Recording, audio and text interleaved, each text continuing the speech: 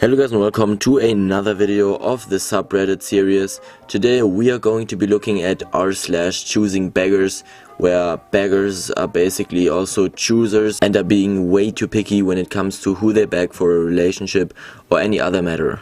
So the first story is called "You want to be rude and racist towards people who are trying to help you? Now you can enjoy half of a roof over your head. I own a small home improvement company. I do alright for myself, but for some reason my family thinks I'm rich. They don't realize that I'm saving money for all 4 of my kids to go to college and I have 12 employees to take care of. My money is tied up.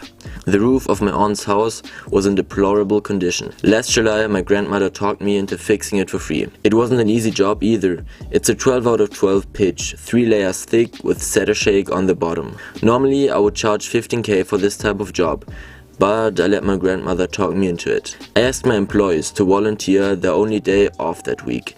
To my surprise, all 10 of my laborers decided to show up.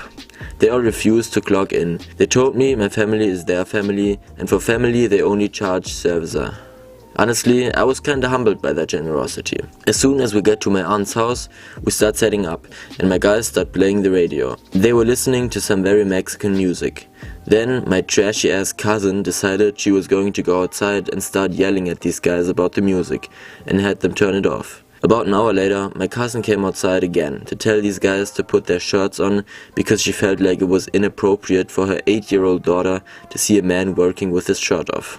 After the tear-off was done and we installed a new roof deck, I went out, got a couple buckets of chicken and a few cases of beer. Everyone was standing in the yard eating chicken and drinking beer, talking and joking around and having a good time.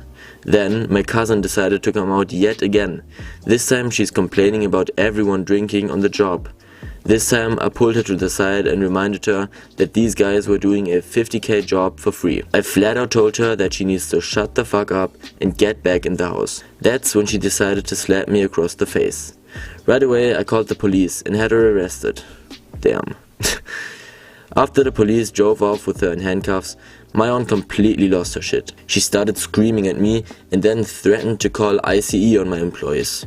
She told me I should be ashamed of myself for not hiring legal American citizens. I told my crew to pack up their shit and hit the road. They are way nicer than me because they went up and topped the roof off before they left. About 2 days later, I sent my aunt a text message stating that I expect a sincere, well-written apology letter for all of my employees, if she wanted her roof finished. About a week later, I was served a subpoena by the police.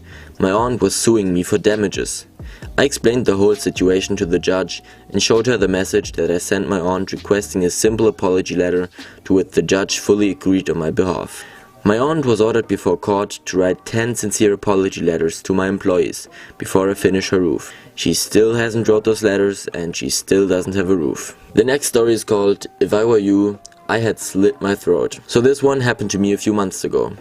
I worked at Best Buy and as you probably know, we do some pretty big discounts for Black Friday. That week is usually the worst for us employees. Customers can get so aggressive and rude that those of us that actually show up to work receive a bonus at the end of the month. I was in a pretty bad shape financially, so I decided I would work for Black Friday this year. Bad call.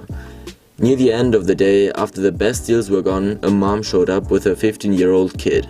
They wanted to see if we had unsold products that we could give away, that she was out of a job and her kid needed a PC or a tablet to submit essays and prepare PowerPoint presentations for school.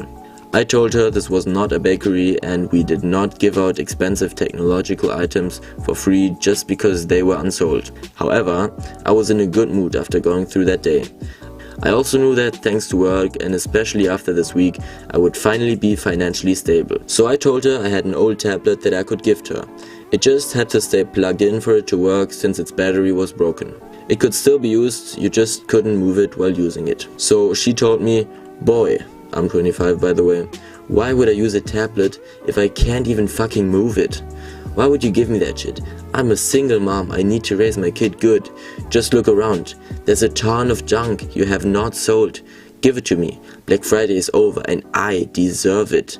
Being a single mom is hella hard work and you should be glad to be able to help someone in need."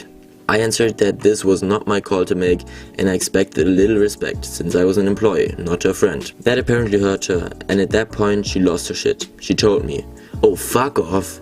Do you know how hard it's been for me lately? No one thinks about others nowadays. Times are harsh and you treat me that way? Why are you such a cold asshole?